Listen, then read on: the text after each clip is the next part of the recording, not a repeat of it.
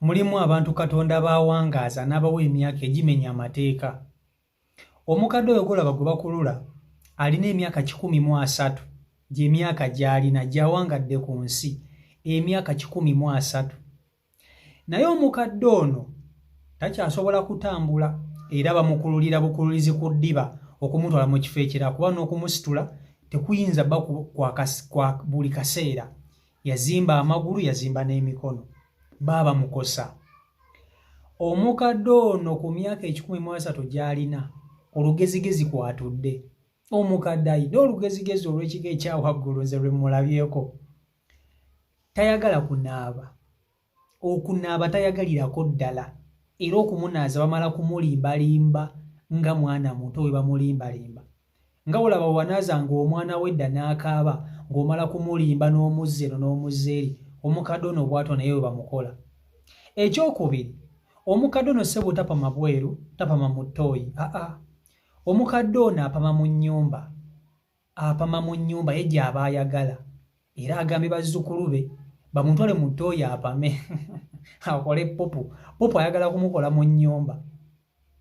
Omukadde oba mu buwala bwe yali ali atya. Ayinza obba nga yali nakapanka ono omukadde mu buwala bwe emyaka 13 gy'amaze ku nsi. Naye akyayogera bulungi, just nti emigulu takyasobola kutambula nga womanyi nti bw'okula ennyo n'okaddiwa amagumba gatuuka ekiseera ne gaba nga manafu. Takyasobola kutambula naye okwogera ayogera bulungi asinga n'abalina emyaka 8. Mulimu abantu abalina emyaka 8, 9 nga takyasobola kwogera gye bali. Naye Katonda awangaaza baaba. Kati nze nkubuuza ggwe andaba, oyagala kuwangaala mpaka ku myaka emeka? Oyagala Katonda akuwangaaze mpaka ku myaka emeka? Komenti ngawo mu comment section. Kasooke nkutuuseeko omukadde ono ne bazzukulu be omwewulirireko video gimpereka like.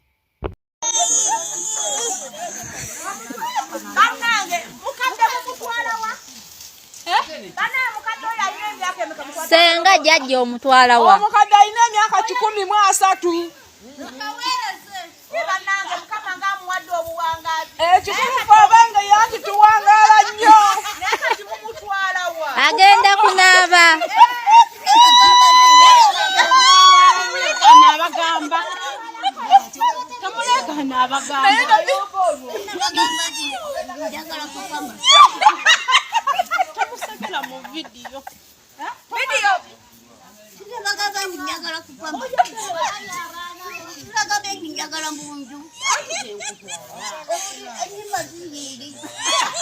Jjajja ogenda kunaaba.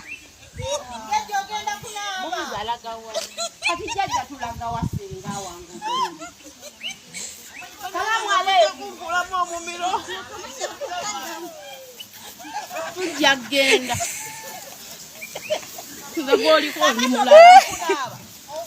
Jjajja toyagala kunaaba.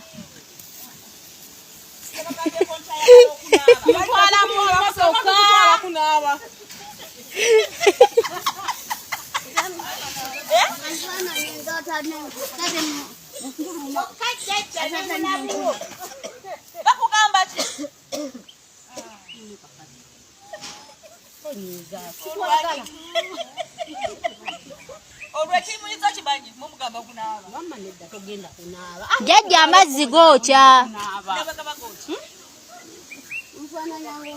Toli mwana muto senga. Senga. Senga. Enyumba yiri kati mujja tumutwale mu nnyumba. Senga kale tusonyiwe.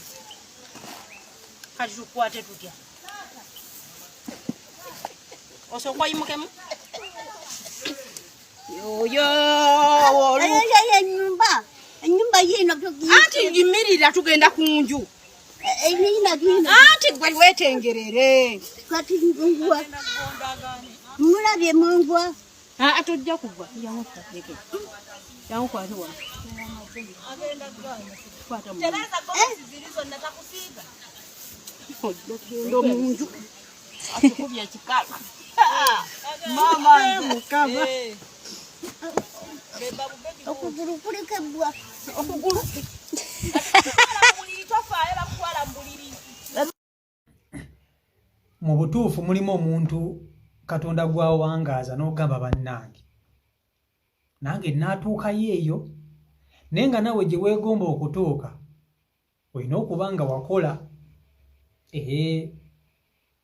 Omukadde ono alina abamufaako, ekyo kimu. Alina abasobola okumunaaza, ekyo kyakubiri. Alina abasobola okumuliisa n'okumufumbira n'okumukolera buli kimu. Tajjula, yazaala abaana ne bazaala abazzukulu. Kati abazzukulu be bali ku jjajja waabwe bali kumufaako, bali mu kumunaaza.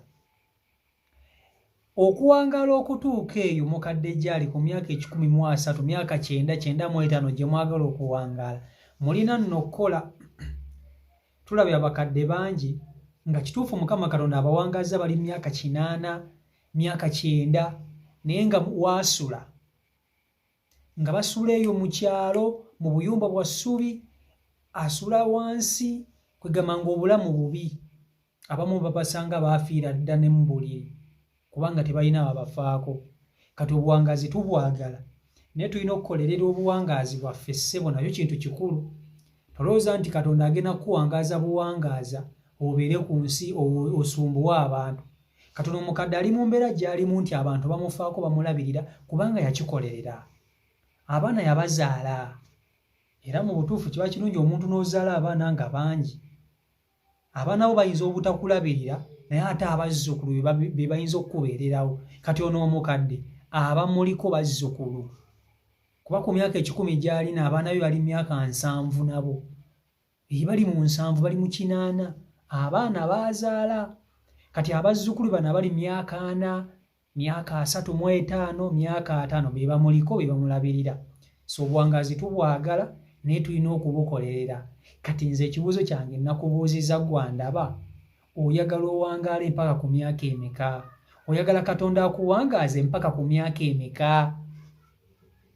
Komenti ngawo mu comment section era weesabire Mukama Katonda akikkolere, owangaale emyaka gy'oyagala, nawe olabe ku bazzukulu, nawe olabe ku bazzukulu b'abazzukulu. Kuba kati omukadde ono omulaba yazaala abaana be ne bazaala abo bazzukulu, wabula n'abaana b'abaana be nabo ne bazaala abo bazzukulu b'abazzukulu, n'abazzukulu ne bazaala. Kati ate oba abazzukulu b'abazzukulu b'abazzukulu bonna abalabyeko. Tewali mukulembeze gw'atalabe Uganda, okuviira ddala ku bajulizi. Bakizito omutono omukadde yaliwo oyo gw'olaba yaliwo ku Bakizito omuto, ate kubanga yaliwo yabalaba. Mu myaka 13 mingi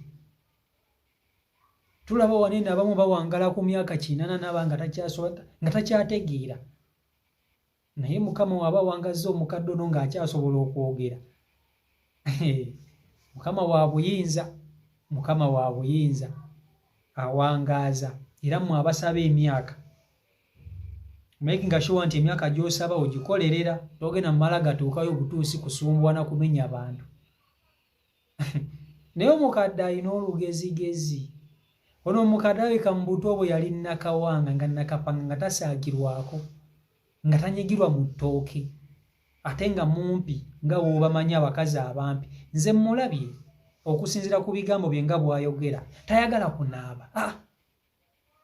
Era abazzukulu be abagambye bamulimba bulimba omutwala omunaaza, era bamunaaza mazzi gookya, bakimanyi n'ebbisi. Ekyokubiri, tapama bweru, apama mu nnyumba gy'ayagala okugenda okusala ezzike. Ezzike ayagala lisala mu nnyumba. Naye nga Katonda yebale kumuwangaaza. Mukadde ensi takyalina kyajagaza, byonna abirabye. Abaana abazadde, abazzukulu abalabyeko, bamulabiridde, byonna ebintu yabiryalya dda. Sente eraga nti si wabi, omusajja baakola ye ne bbaawe, si wabi. Katonda abadde mulungi. Naffe tusaba Katonda atuwangaaza atutuukeko eyo, naye nga tulinamu akasente. Kizibi nnyo okuwangaala ng'oli mwavu. Omuntu etagana awangaala ng'alina ku ssente, kubanga obukadde okuba omwavu omukadde kibi nnyo nnyo nnyo. Ofanga mbwa ng'olinga ng'atalina abantu bo. Mutunuulire ono omukadde gwe baakuba kibooko n'abaana be yazaala bali mu Kampala, mama waabwe baamusula mu kyalo eri Empigi gy'ali. Naye lwakuba ntalina ssente, ennyumba ebula kumugwira kumukuba. So tusabe obuwangaazi naye n'essente tuzikole, twekolerere. Si Omayiga Uganda YouTube channel kwoli, mubali kuba nti ate mugoberera. Peace and love.